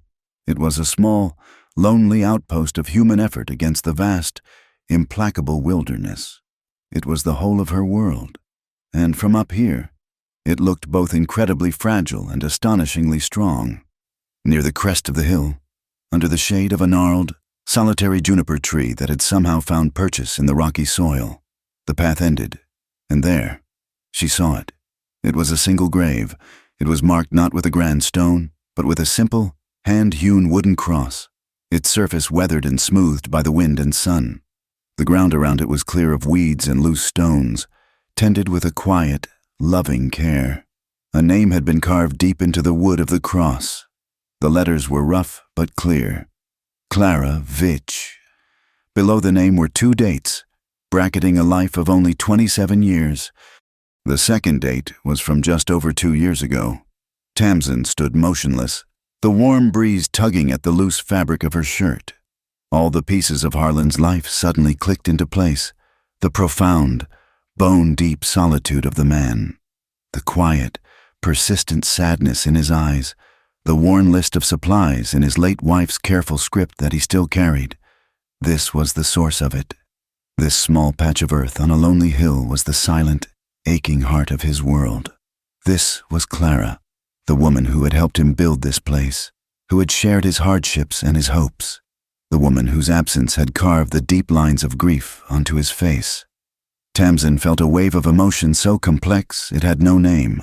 It was a profound sadness for the man below and for the woman who lay here, but it was also a deep, overwhelming sense of gratitude. She realized that the quiet decency Harlan had shown her, the compassion that had compelled him to stop his wagon in that filthy alley, was not his alone. It was a legacy. It was the lingering echo of the love that had once filled this place. He was kind not in spite of his grief, but because of the woman who was its source. She felt like an intruder in a sacred space. Yet she also felt a strange sense of connection to the woman she had never known. Clara Vitch had, in a way, also saved her. She looked around the gravesite. The view was beautiful. It overlooked the entire ranch, the small world Clara had helped to create. It was a place of honor, a place of constant watchfulness. She noticed, near the base of the juniper tree, a small patch of wildflowers. They were a tough, resilient desert bloom, a cluster of delicate purple petals on a slender, hardy stem. They were a small splash of defiant color against the muted tones of the rock and dust. Moved by an impulse she didn't fully understand, Tamsin knelt and began to gather the flowers. Her fingers were gentle as she plucked the stems, careful not to bruise the delicate blossoms. She collected a small, humble bouquet. It wasn't much, but it was all she had to give. It was a beautiful, living thing, and she felt a deep need to place it here, to add her own small acknowledgement to this place of memory. She walked back to the grave, the small bouquet held carefully in her hands. She knelt in the dust before the wooden cross. She wasn't praying. She didn't know who she would pray to. Instead, she just looked at the name carved into the wood.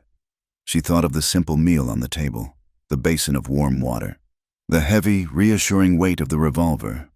All of it, all of this fragile new life, was connected to this spot, to this name. She reached out and gently placed the small bunch of purple flowers at the base of the cross. They looked beautiful against the weathered gray wood. It was a small gesture against an immense and permanent loss, but it felt right. It felt necessary. She stayed there for a long time, kneeling in the quiet of the afternoon. Finally, she leaned forward, her head bowed, her lips close to the earth. A single, whispered word escaped her, a breath of sound that was immediately carried away by the wind. Thank you. It was a thank you to the woman who had made the man who had saved her, a thank you for the unlocked door, for the dreamless sleep, for the taste of a peach. It was a thank you for a life she was only just beginning to believe she was worthy of living. When Harlan returned that evening, the sun was a fiery orange ball on the horizon. He saw her walking down the path from the hill, her silhouette dark against the blazing sky. He stopped what he was doing, a piece of harness leather in his hand, and watched her approach. His face was unreadable, but his eyes followed her every step. She met his gaze, and for the first time, she did not look away. She did not need to explain where she had been. He did not need to ask. A new understanding, fragile and unspoken, passed between them in that long, silent moment. Later, after their meal, as dusk settled into a deep, star-filled night, he did as he always did. He walked up the path to the top of the hill. Tamsin watched him go from the cabin doorway. She watched his lonely figure disappear into the twilight. He was gone a little longer than usual. When he returned, there was a change in him. The ever-present weight of sadness was still there, but it seemed to sit differently on his shoulders. It was no longer a burden he carried in absolute solitude. It was now a sorrow that had been witnessed, a grief that had been acknowledged. He sat at the table, a tin cup of coffee held in his large, calloused hands. He stared into the dying embers of the fire, lost in thought. Tamsin sat on her cot, quietly mending. The silence in the cabin was different tonight. It was no longer just the absence of words. It was a shared space, filled with a quiet, mutual respect. Finally, he spoke, his voice a low rumble. "Clara," he said, the name a rough, unfamiliar sound in the quiet room. She planted that juniper tree, carried water to it every day for a year. Said a place needed at least one thing that was determined to give shade where there was none. He took a slow sip of his coffee. He was not looking at Tamsin, but he was speaking to her. He was opening a door, just a crack, into his past. He was sharing a piece of his memory, a piece of his Clara, with her. He had seen the flowers. He had understood. Tamsin did not reply. She simply nodded, her eyes on her mending, but her heart was full. A silent covenant had been forged between them on that lonely, wind-swept hill. He was no longer just her protector, and she was no longer just a stray he had taken in. She was a keeper of his story, a quiet witness to his memory, and in sharing that unspoken burden, a deep and abiding respect had finally taken root. The fragile peace of the ranch was shattered by a cloud of dust on the horizon. It was a Tuesday, a day like any other, the sun beating down with its familiar, relentless heat. Harlan was mending a split rail in the corral, the rhythmic strike of his hammer a steady heartbeat in the vast silence. Tamsin was tending to a small, struggling herb garden she had started near the cabin door, coaxing a bit of green life from the unforgiving soil. She had been humming softly, a tune she couldn't place, a half-forgotten ghost of a song from a life before. Then the hammering stopped. The sudden silence made her look up.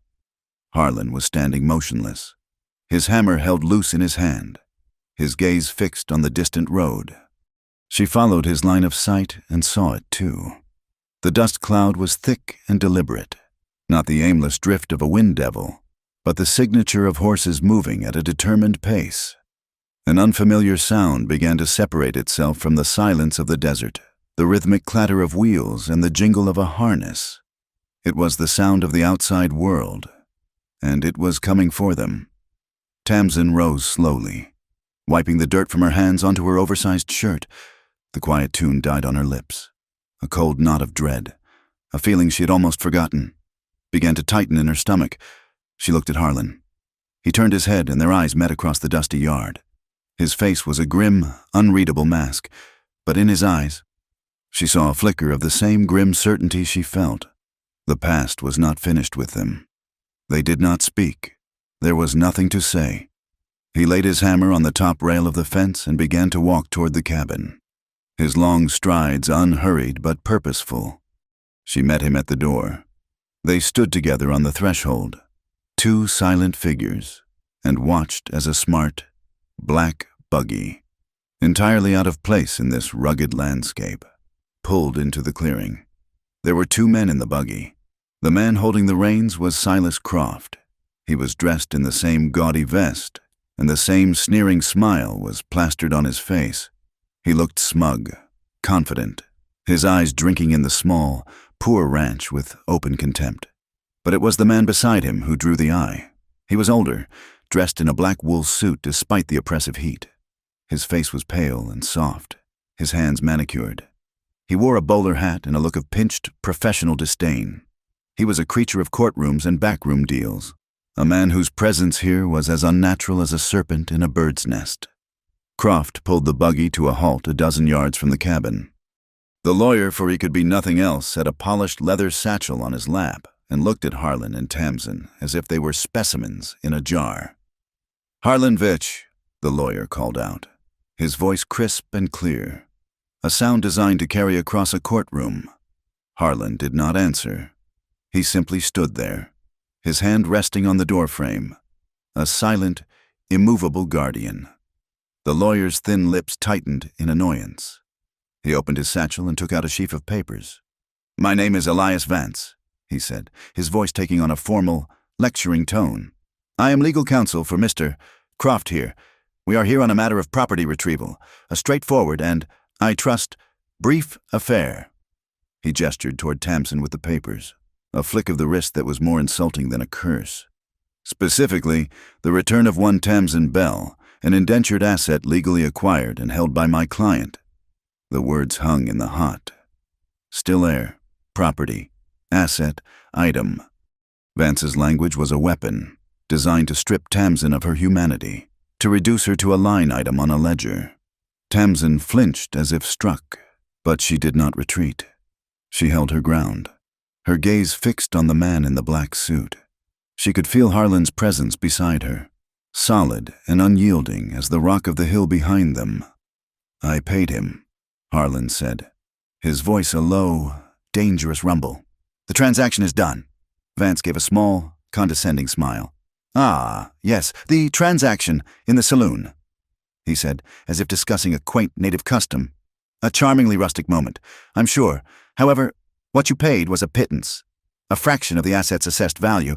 Mr. Croft, in a moment of, shall we say, emotional distress after his unfortunate losses at the faro table, was coerced into an inequitable exchange. Furthermore, the original bill of sale, a legally binding document which I have here, supersedes any such tavern-room barter." He held up one of the papers, a document covered in dense script and bearing an official-looking wax seal. "The law is quite clear on these matters. The girl is his, and he wants her back." Silas Croft leaned forward, his eyes filled with a greedy, triumphant light. "I do," he said, his voice slick. "She has duties to attend to." The air grew thick with unspoken menace. The quiet sanctuary of the ranch had been violated, tainted by the cold, transactional cruelty of the world they had left behind. Tamsin felt a tremor of her old fear, the instinct to run, to hide, to make herself invisible. But then she felt the solid wood of the doorframe beneath her hand, and she saw the steadfast set of Harlan's shoulders. She thought of the revolver on the high shelf. She was not that girl in the alley anymore. "She's not for sale," Harlan said, his voice flat, "and she's not property." Vance sighed, a theatrical display of exhausted patience. "Mr. Vitch, I am not here to debate philosophy with a dirt farmer. I am here to enforce the law. This paper," he shook it slightly, "is the law. It states that this girl belongs to Mr. Croft. Now, you can hand her over peacefully, and we will be on our way. Or you can obstruct us, in which case you will be in violation of territorial statutes. And the consequences will be far more unpleasant. The sheriff in the next county is a personal friend of mine. He takes a very dim view of thieves and squatters." The threat was clear. They were not just threatening to take Tamsin. They were threatening to take everything. The ranch, Harlan's freedom, the small, hard-won life he had built. "Get off my land," Harlan said. The words were not shouted. They were spoken with a quiet finality that was more chilling than any rage. Vance's face hardened. The mask of professional civility slipped, revealing the cold, reptilian core beneath. "I see," he said softly. "You prefer the unpleasant option. Very well." He made to put the papers back in his satchel. "Wait," Harlan said. Vance paused, a flicker of a triumphant smile on his lips. He thought he had won. "You've come to your senses." "That paper," Harlan said, nodding toward the document in Vance's hand. "Let me see it."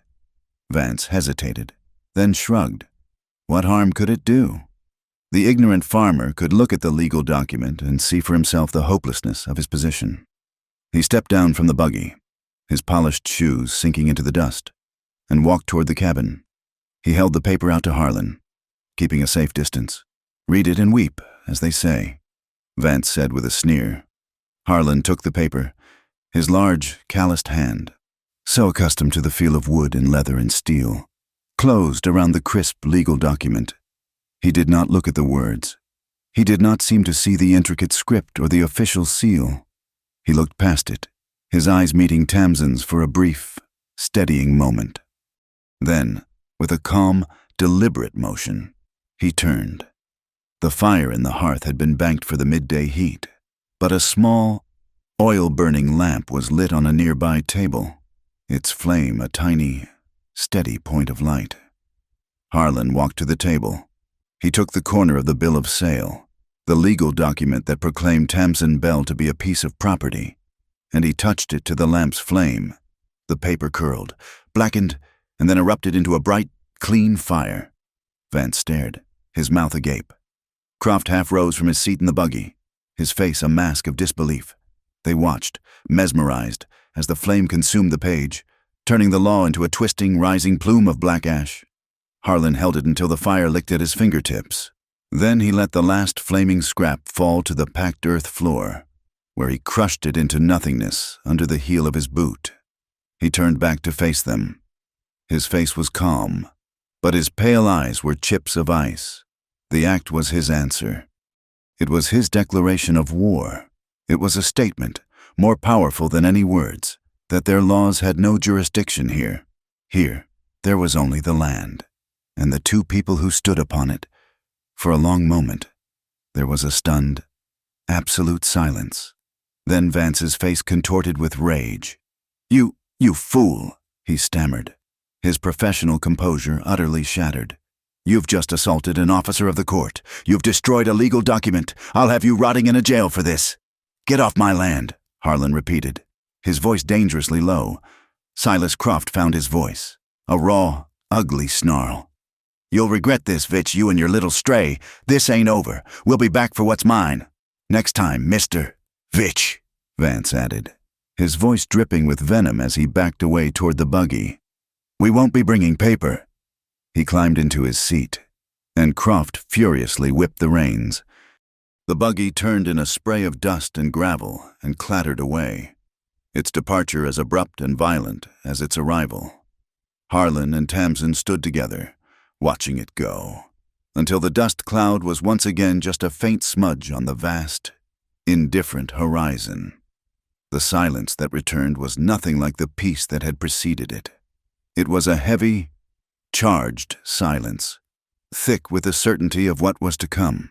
The scent of burnt paper still lingered in the air. They turned and went back inside the cabin. The sanctuary that had been breached. The world had come for them, and it would come again. Harlan bolted the door, the heavy wooden bar thudding into place. He went to the windows, checking the simple wooden shutters. Tamsin went to the high shelf and took down the revolver. Her hands were perfectly steady. She checked the chambers, her movements sure and practiced, just as he had taught her. The weight of it was no longer terrifying. It was reassuring. It was the weight of a choice.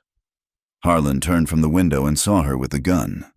He went to a corner and retrieved his own rifle, a long, heavy Winchester. He checked its action, the metallic click loud in the quiet room. He took a box of cartridges from the chest and placed them on the table. Between them, their preparations were practical, efficient, and silent. They were not panicking. They were not running. They were a man and a woman in a small wooden cabin, preparing to defend their home. They were not heroes. They were simply two people who had drawn a line in the dust. They knew the men would be back. They knew it would be dark when they came. They did not speak of fear, but they both understood the price of their defiance. They knew it would be painful. But as they sat in the growing twilight, the rifle and the revolver lying on the table between them, they were ready to pay it, together. The night did not fall. It seeped up from the ground, a slow, inky tide that drowned the last vestiges of color from the landscape. Inside the cabin, darkness was a thick, breathing presence. Harlan had extinguished the lamp hours ago. They sat in the gloom, two shadows in a pool of deeper shadow, their senses stretched taut. Every sound from the world outside was magnified, analyzed, and dismissed. The frantic chirping of crickets, the mournful call of a distant coyote, the whisper of the wind as it probed the corners of the cabin, these were the normal sounds, the sounds of peace. They were listening for the abnormal. Harlan sat in the chair by the hearth, his long Winchester rifle resting across his knees. He was as still as the stones in the fireplace, a study in patient, weary resolve. Tamsin sat on her cot, the heavy Colt revolver in her lap. Her hands were wrapped around its grip, her knuckles white. She had discovered that the familiar weight of it was a strange comfort, a solid, undeniable thing in a world that had dissolved into terrifying uncertainty. They did not speak. They had said everything that needed to be said with the final, thudding sound of the bar dropping across the door. Now, there was only the waiting. Hours crawled by. The moon, a pale, slivered ghost, rose and cast a weak, skeletal light across the desert, but the cabin remained a pocket of absolute darkness. Tamsin's fear was a cold, hard knot in her belly, but it was a different kind of fear than she'd ever known. It was not the passive, helpless terror of a victim awaiting a blow. It was the sharp, alert fear of a sentinel on a watchtower, a fear that was honed to a fine, sharp edge by a burgeoning, unfamiliar anger. They had come to her sanctuary. They had threatened her peace, and for the first time in her life, the thought of submission was more terrifying than the thought of the fight to come. It was the crickets that gave them the first warning. One moment, the night was filled with their insistent, sawing chorus. The next, there was a sudden, unnatural silence. It was as if a stone had been dropped into a pond, the ripples of its impact silencing everything in their path. Harlan's head came up. He didn't move, but Tamsin could feel the change in him, the tensing of his entire body. They both held their breath, straining to hear. A moment later, it came the soft, dull thud of a horse's hoof hitting the hard-packed earth, quickly muffled. Then another. They were not on the road. They were close. The silence that followed was worse than any noise. It was the silence of predators stalking their prey. Tamsin's heart hammered against her ribs. A frantic, trapped bird. She tightened her grip on the revolver, the checkered pattern of the wood imprinting on her palm. A floorboard creaked on the porch outside, a shuffling, clumsy sound.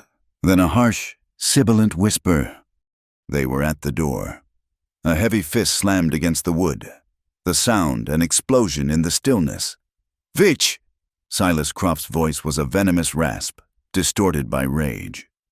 "We know you're in there, and we know she's with you. The lawyer says you got till the count of 3 to open this door before we take it down, one." Harlan rose from his chair, a silent, looming shadow. He moved to the side of the door, pressing his back against the rough log wall, the long barrel of the Winchester pointing toward the ceiling. 2. "Go away, Croft." Harlan's voice was a low growl, the sound of rocks grinding together. It was not a plea. It was a final, stark warning. There was a guttural laugh from the other side. 3. The world erupted in a cataclysm of splintering wood.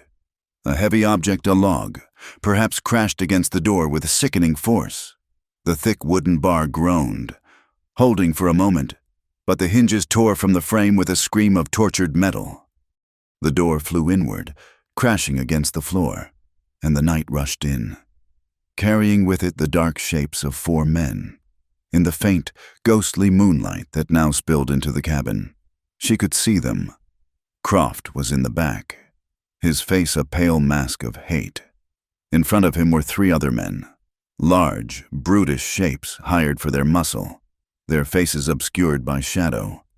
One of them was the lawyer, Vance, looking utterly out of his element, his city suit a dark blot against the chaos. No, the 4th man wasn't Vance. The lawyer was a coward. He'd be waiting with the horses. These were thugs. The first man through the door was met not by a farmer, but by the solid, unyielding stock of the Winchester. Harlan swung the rifle like a club, a swift, brutal arc that connected with the man's head with a sickening thud. The man grunted, staggering sideways, clutching his face. The second man lunged past his stumbling companion, a long knife glinting in the moonlight. Harlan was too close to bring the rifle to bear. He used its length to block the knife thrust, the steel of the blade scraping against the rifle's barrel with a shrill, screeching sound. The 2 men grappled, a desperate, grunting dance of shadows in the center of the room. "Get the girl!" Croft shrieked from the doorway. The 3rd man, seeing his chance, skirted the fight and lunged toward the corner where Tamsin stood. For a heartbeat, she was frozen. the cold, paralyzing fear of her past life flooding back. The man was a hulking shape, a nightmare made real. His hand reaching for her, then he laid a hand on her. His fingers closed around her arm. A rough, bruising grip that was sickeningly familiar. He yanked her forward, and the shock of it, the sheer, arrogant violation, shattered her paralysis. A white-hot rage, pure and clean and utterly incandescent, erupted inside her. It burned away the fear. It burned away the years of learned helplessness. It burned away everything but the primal, absolute need to fight back. He backhanded her across the face. The blow was hard, stinging, meant to shock her into submission. It was the casual, contemptuous violence she knew so well, but this time, it was not a prelude to her surrender. It was the spark that lit the fuse. She screamed. It was not a scream of fear, but a raw, furious shriek of pure, undiluted rage. As he pulled her toward the door, she clawed at his face with her free hand, her nails digging into his skin. He roared in pain and surprise, his grip faltering for a second. It was all she needed. She brought the heavy revolver, still clutched in her other hand, up and around in a desperate, clumsy arc. She did not try to aim it. She did not try to fire it. She used it as a club, a solid, heavy piece of steel. The barrel connected with the side of his head with a dull, wet crack. His roar turned into a grunt of agony. He let go of her, stumbling back, his hand flying to his head. He stared at her, no longer with the arrogance of a predator, but with the shocked disbelief of a man who had kicked a stray dog only to have it turn and bite him. In that moment, the fight in the center of the room shifted. Harlan, seeing the man go for Tamsin, had found a new strength. He was no longer just defending his home. He was defending a person. He was defending her. He drove the butt of his rifle into his opponent's stomach, doubling the man over with a gasp. As the man staggered back, Harlan brought the rifle up, the movement a blur of controlled violence. The room exploded with a deafening roar and a flash of orange fire. The shot was not aimed to kill. It was aimed at the floor, inches from the second man's feet. Splinters and dirt erupted, and the man screamed, scrambling backward out of the doorway as if the devil himself were at his heels. The first thug, still dazed from the initial blow, saw his companion flee and the third man clutching his bleeding head. He looked at Harlan, who was now leveling the rifle, his face a grim death mask in the flash's lingering afterglow. The fight was gone from him. He turned and bolted into the night. Only Croft and the man Tamsin had struck remained. The thug, blood streaming down his face, looked from Tamsin's furious, panting form to the open doorway. He had been paid to rough up a farmer and grab a girl, not to get into a life-or-death brawl with a pair of cornered demons. He scrambled out into the darkness, leaving his employer behind. Silas Croft stood alone in the ruined doorway, his face a comical picture of shock and thwarted rage. He looked at Harlan's rifle, then at the revolver in Tamsin's hand, still held in a white-knuckled grip. His sneer had vanished, replaced by the naked, craven fear of a bully who has finally met with real resistance. He took a step back, then another, his hands held up in a placating gesture. "Now, hold on," he stammered. "There's no need for this." Neither of them answered. Their silence, their stillness, was more menacing than any threat. Croft's nerve broke. He turned and fled, disappearing into the night. His panicked footsteps a fading drumbeat of his own cowardice. The night rushed back in. But it was a different night now. The silence that fell was not the silence of peace, but the ringing, humming silence of the battle's aftermath. The cabin was a wreck. The door lay shattered on the floor. A chair was overturned. The air was thick with the acrid smell of gunpowder and the coppery scent of blood. Tamsin stood in the center of the room, her chest heaving, the heavy revolver still held in a two-handed grip. Her arm ached from the blow she had delivered. Her cheek was on fire where the man had struck her. But she felt no pain. She felt only a strange, fierce, trembling energy. Harlan moved. He reloaded the rifle, the familiar clicks of the mechanism loud in the quiet room. He walked to the doorway and stood for a long moment, peering out into the darkness, listening, finally, satisfied that they were truly gone. He turned back. He picked up the shattered door and, with a grunt of effort, propped it back into the frame, wedging it shut. It was a temporary, broken barrier, but it was a barrier nonetheless. He lit the lamp. The soft, yellow light filled the room, chasing the shadows into the corners and revealing the full extent of the chaos. He looked at Tamsin.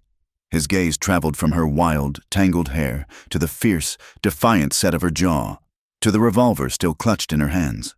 He saw the red mark blooming on her cheek. His eyes, usually so calm and distant, were filled with a raw, protective fire.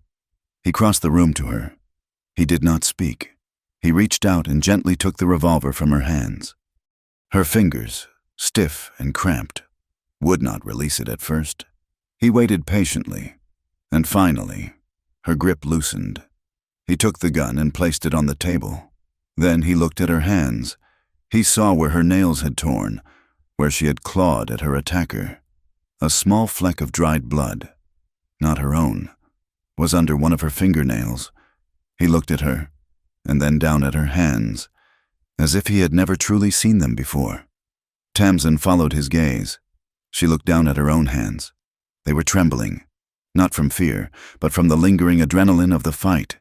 They were just hands, but they were not the hands of a victim anymore. They were the hands of a woman who had fought back. She stared at them, a sense of dizzying, terrifying, and triumphant wonder filling her. She had been tested, and for the first time in her life, she had not been found wanting. The fight was over, but something inside her had just begun. Dawn arrived not with a gentle blush, but as a slow, painful peeling back of the darkness. The light that crept into the ruined cabin felt gray and exhausted, revealing the full chaos of the night before. The shattered door lay on the floor like a fallen tombstone. Splinters of wood littered the packed earth. The air was stale with the lingering ghosts of gunpowder and fear. Harlan and Tamsin had not slept. They had spent the remaining hours of the night in a state of hyper-alert exhaustion, listening to the vast, empty silence that had followed the attacker's retreat.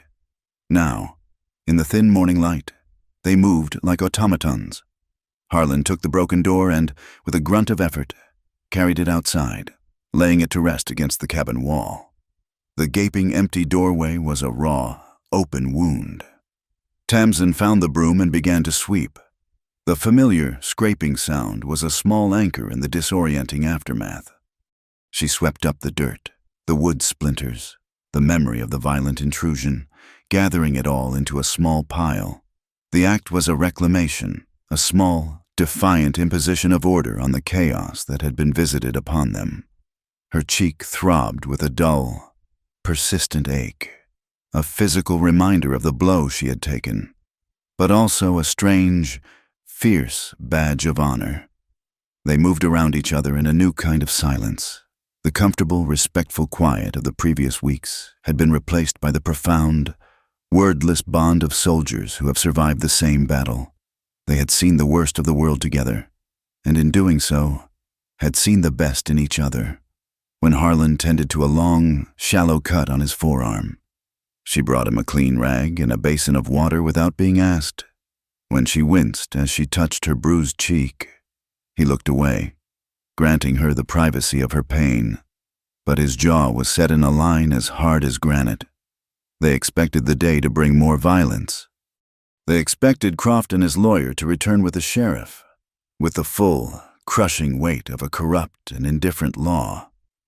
They ate a meager breakfast of cold bacon and bread, one of them always watching the empty horizon while the other ate. The Winchester and the Colt lay on the table, cleaned and reloaded, silent and patient sentinels. But the morning wore on, and the only thing that approached was the sun, climbing higher in the sky, baking the stillness into the land. It was close to noon when they saw the first figure, a man on foot, walking slowly but steadily up the road from town. He was a large man, and he carried something heavy over his shoulder. Harlan's hand went to his rifle. Tamsin picked up the revolver. They stood together in the open doorway, waiting, As the man drew closer, they recognized him. It was Tom, the blacksmith. His face, usually smudged with soot, was grim and set. Over his shoulder, he carried not a weapon, but 2 long, thick planks of fresh-cut pine. In his other hand, he held a heavy hammer and a leather pouch that jingled with the sound of iron. He stopped a few yards from the cabin, his gaze taking in the shattered door, the splintered frame, the 2 figures standing guard. He looked at the angry red mark on Tamsin's cheek. He met Harlan's eyes, and for a long moment, the 2 men just looked at each other. There was a whole conversation in that silent gaze, a conversation of acknowledgement, of regret, of a shared understanding of what it meant to be a man in this hard land. Tom did not speak. He gave a single, curt nod. He dropped the lumber to the ground with a thud, knelt, and opened his pouch. Laying out a set of heavy, hand-forged iron hinges and a thick iron latch, their black surfaces gleaming in the sun. Then he picked up his hammer and got to work. He was not just fixing a door. He was mending something that had been broken in the town itself. The sound of his hammer was not the angry, futile clang of the day Tamsin had been tied in the alley. It was a clear, ringing, purposeful sound. It was the sound of building. It was the sound of atonement. Harlan watched him for a long moment, then went inside and returned with a bucket of water. He set it on the ground beside the blacksmith. Tom nodded his thanks, and the 2 men worked in near-complete silence. Harlan holding the new planks in place, while Tom drove the nails home with powerful, efficient blows. Tamsin stood back, watching. She understood what was happening. News of the attack must have reached the town. The thugs, defeated and bleeding, would not have been able to keep silent. Their failure would have become a story, whispered in the saloon, in the general store, in the quiet homes. A story of a lone rancher and a forgotten girl who had refused to break. As the new door was being hung, a second visitor appeared. This time, it was a wagon, driven by Mrs. Gable from the Mercantile. She was the woman who had hurried past the alley, her face a mask of determined ignorance. Today, her face was pale, her lips pressed into a thin, unhappy line. She did not drive up to the cabin. She stopped the wagon at the edge of the clearing, as if she did not feel she had the right to come any closer. She climbed down, carrying a large wicker basket. She walked to the spot where Harlan had left his broken pump handle weeks ago and set the basket on the ground. She looked toward the cabin, her eyes finding Tamsin. There was no apology in her expression. There was something more complicated, a mixture of shame and fear and a deep, unsettling sorrow. She held Tamsin's gaze for only a second, then turned, climbed back into her wagon, and drove away without a word. After the wagon had disappeared, Tamsin walked over to the basket. It was heavy. Inside, nestled in clean linen, was a large, freshly baked loaf of bread, its crust a deep, golden brown. Next to it was a wheel of cheese, a crock of butter, a jar of honey, and a small sack of coffee beans. Underneath it all was a neatly folded woman's dress, simple and clean, made of a soft blue calico. It was a basket of apology, an offering of all the comforts and decencies that had been denied her. She carried it back to the cabin just as Harlan and Tom were setting the new, sturdy door into its frame. The scent of the warm bread filled the air. Harlan glanced at the basket, then at the retreating dust cloud of Mrs. Gable's wagon, and his expression softened for a fraction of a second. Tom finished his work. The new door was a thing of beauty, solid and strong, with heavy iron hinges that would not be easily broken. He tested the new latch. It closed with a satisfying, definitive click. He gathered his tools, gave another curt nod to Harlan, and then, before he left, he looked at Tamsin. "Ma'am," he said, the single word rough and unused in his throat. He touched the brim of his hat, a gesture of respect so profound and unexpected it made her heart ache. Then he turned and walked away, his broad back a symbol of a promise kept. The trickle became a slow, steady stream. As the afternoon wore on, others came. 2 ranch hands, the same ones who had averted their gaze from the alley, rode up. They dismounted, and without a word, began to unload firewood from their pack mule, stacking it in a neat, high pile against the cabin wall. When they were finished, they mounted their horses and rode off. A Mexican woman from the edge of town, a woman Tamsin had never seen before, came on foot. She carried a bundle of herbs with a pungent, medicinal smell and a small pot of soothing salve, which she gave to Tamsin with a silent, sympathetic look at her bruised cheek. Even Mr. Henderson, the proprietor of the general store, made the journey. He brought a crate filled with tins of peaches, sacks of beans and flour, and a new oil lamp with a full can of kerosene. He set it on the porch, cleared his throat as if to speak, then seemed to think better of it. He just shook his head, a gesture of weary resignation, and left. They brought wood and food and tools and cloth. They brought the small, essential things that made up a life. They came and went in a quiet, solemn procession, each leaving a small piece of themselves behind, a token of their own reawakened conscience. There were no grand speeches, no heartfelt apologies. There was only the simple, undeniable eloquence of action. Tamsin watched it all from the doorway of the repaired cabin. With each new arrival, the understanding grew deeper within her. They were not doing this for her. She was not an object of their pity. She was a mirror in her suffering. They had seen their own cowardice. In her defiance, they were being forced to see what they might have been. The fight at the cabin had not just been for her life. It had been for the soul of the town. These offerings, this bread and wood and medicine, were not gifts for the girl they had ignored. They were repairs to the moral structure of their own community, a structure that had been shaken to its foundations by Harlan's simple, stubborn refusal to look away. They were not here to save her. They were here to save themselves from the memory of their own silence. The last visitor came as the sun was beginning to set, casting long, peaceful shadows across the yard. It was a young girl, no older than 10, the daughter of one of the nearby ranchers. She approached shyly, her eyes wide. In her hands, she held a small, chipped clay pot. In the pot was a single, fragile wildflower, its purple petals just beginning to open. It was the same kind of flower that grew on the hill where Clara was buried. The girl held it out to Tamsin. She didn't say a word, just offered it with the solemn gravity of a child performing a sacred rite. Tamsin knelt down so she was at the girl's level. She looked into the child's clear, unafraid eyes, and she saw the future. She saw a community that might, learn to be better. She took the pot, her hands closing around the cool clay. "Thank you," she whispered. The little girl smiled, a quick, shy flash of light, then turned and ran back to her father's waiting wagon. Tamsin stood, holding the small flower. She looked at the new door, at the pile of wood, at the basket of food. The cabin, which had been a place of violation and violence only hours before, was now a sanctuary again. Its walls reinforced not just with wood and iron, but with the fragile, tentative, and powerful return of a community.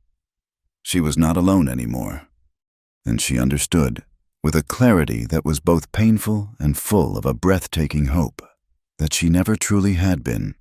A week passed.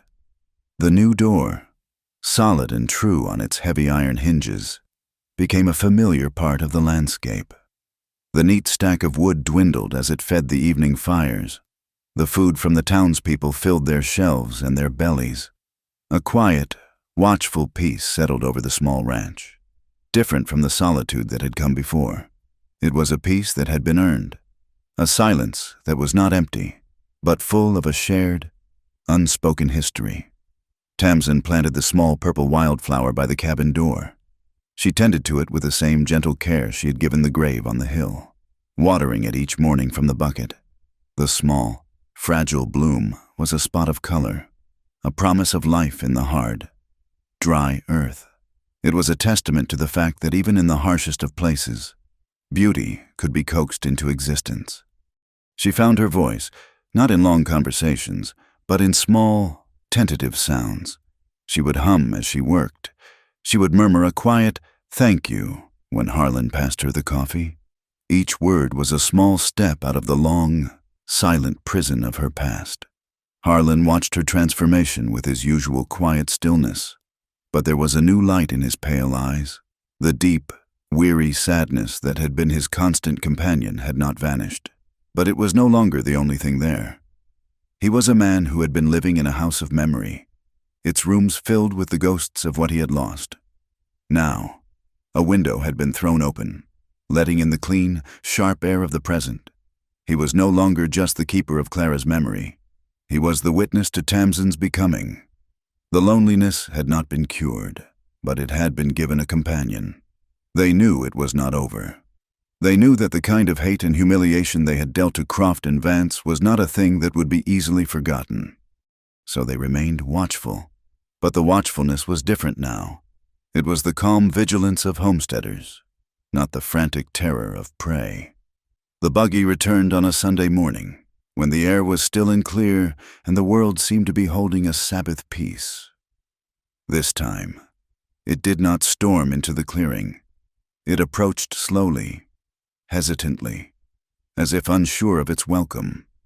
The dust it raised seemed thin and apologetic. Harlan saw it first. He was sitting on the porch, oiling the action of his rifle. He did not rise, he simply stopped his work, his hands resting on the warm steel of the weapon. Tamsin came out of the cabin, wiping her hands on a cloth. She saw the buggy and stood beside his chair. She did not reach for the revolver. She did not need to. There were 3 men this time, Croft and the lawyer. Vance sat in the buggy, their postures stiff and unnatural. The 3rd man rode alongside them on a fine-looking horse. He wore a dusty hat and a tin star on his vest. He was a tall, rangy man with a long, tired face and eyes that had seen too much. This was the law. Not Vance's pocket sheriff, but a real territorial marshal, a man whose authority came not from a book, but from the respect he commanded. The marshal reined in his horse a good 30 yards from the porch. The buggy stopped beside him. The marshal dismounted slowly, his movements weary. He looked at the new door, at the neat pile of wood, at the small, defiant flower blooming in its clay pot. Then he looked at Harlan and Tamsin. His gaze was long and steady, and it held no judgment. "Ma'am, Vitch," he said, his voice a dry, dusty baritone. He gestured with his thumb toward the men in the buggy. These gentlemen filed a complaint, a serious one. Destruction of legal documents, assault, theft of property. Vance, emboldened by the presence of the law, stood up in the buggy. He held a new set of papers in his hand. "Marshal, as I explained, the law is unequivocally on our side. This woman, Tamsin Bell, is the legal property of my client, Mr. Croft. These people are thieves, living in open defiance of the statutes of this territory." The marshal's gaze did not leave Harlan and Tamsin. He did not look at the papers. Harlan started to rise from his chair, his knuckles white on the stock of his rifle, but a hand on his shoulder stopped him. It was Tamsin's. Her touch was light but firm. She stepped past him. She walked down the 2 steps from the porch and out into the bright, morning sun. She did not stop until she stood directly in front of the buggy, her small, straight figure casting a long shadow on the ground. She was wearing the blue calico dress Mrs. Gable had left for her. Her hair was clean and tied back from her face. The bruise on her cheek had faded to a faint, yellowish shadow, but her eyes were clear and bright and utterly devoid of fear. She was not the creature from the alley.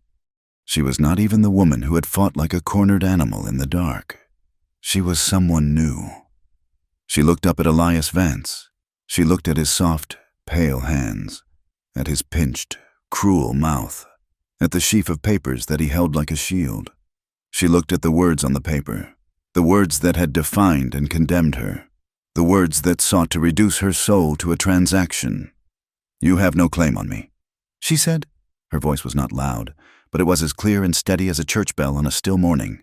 It carried across the clearing, and it silenced the world. Vance scoffed, a nervous, ugly sound.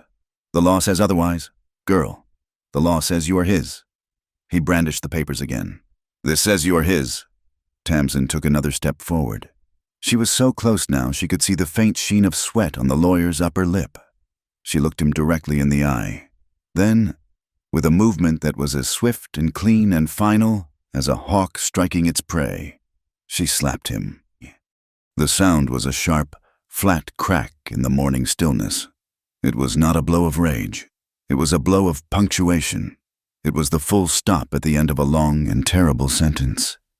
Vance staggered back, his hand flying to his cheek, his face a mask of utter, astonished disbelief, the papers scattered from his grasp, fluttering to the dusty ground like dead leaves. Silas Croft stared, his mouth a perfect, silent O of shock. Tamsin did not look at the fallen papers. She did not look at Croft.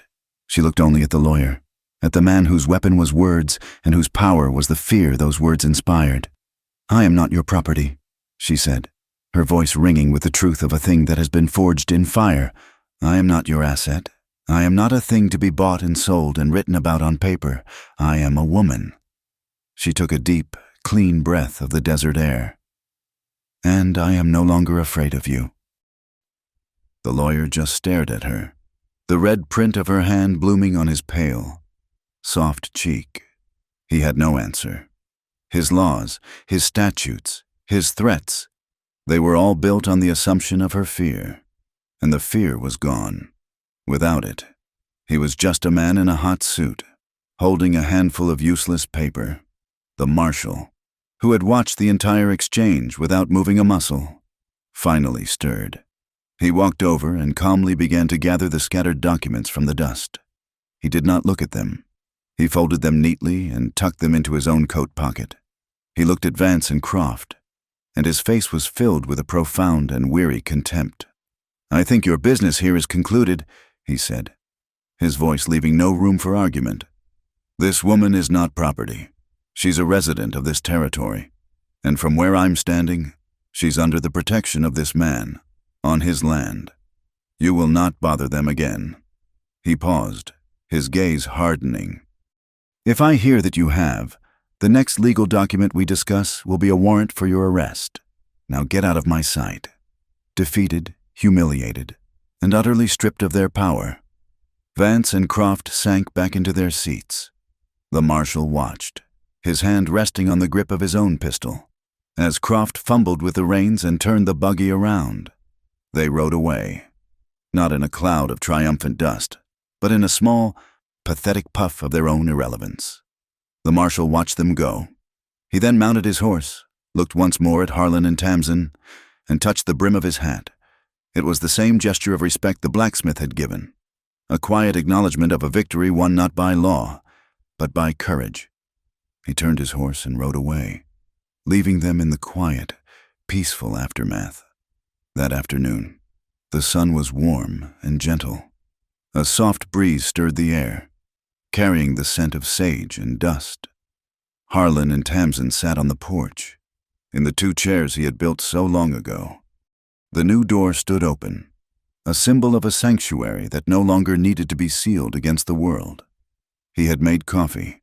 He handed her a steaming tin cup, and she took it, her fingers brushing against his. They sat in a comfortable, easy silence, watching the shadows lengthen across the land. The desert, once a landscape of her fear, now felt like a part of her. It was vast and hard and unforgiving, but it was also beautiful and honest and free. She was no longer the girl who had been tied in the alley, and he was no longer the man who lived alone with his ghosts. They were two solitary people who had found in each other a quiet harbor. No promises were made, no words of love were spoken. But as she looked at him, at his weathered face and his quiet, steady eyes, and as he looked back at her, at the woman who had found her voice and her strength, a silent vow passed between them.